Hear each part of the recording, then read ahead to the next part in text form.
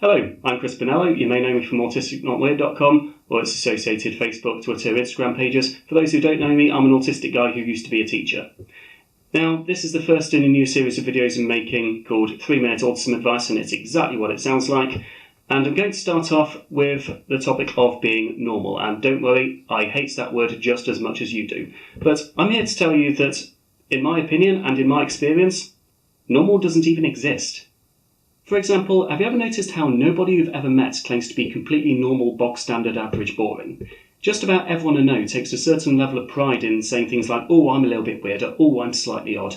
And one source of great frustration for autistic people like myself is the sheer amount of people who just want autistic people to be more normal, at the same time as quite proudly avoiding normality themselves.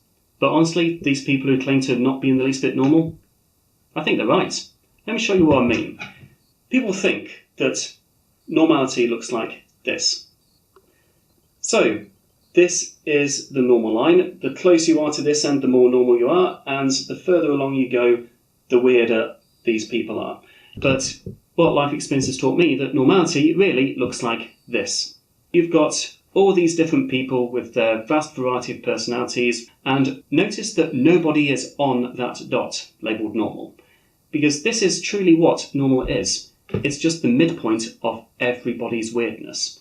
It's an aggregate of everybody's personalities, and it's the closest we have as a society, as a people, to having common ground with everyone else. Now, it took me a few too many years to realise that normal is not a place where you'll find any real people. I grew up thinking that yes, you're allowed to have your own personality as long as you are as close to this midpoint as you can be.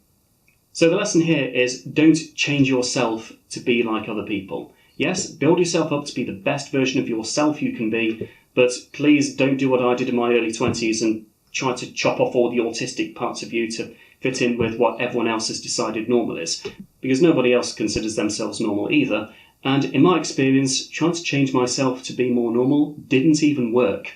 It's like that Judy Garland quote, it's much better to be a first-rate version of yourself than to be a second-rate version of someone else.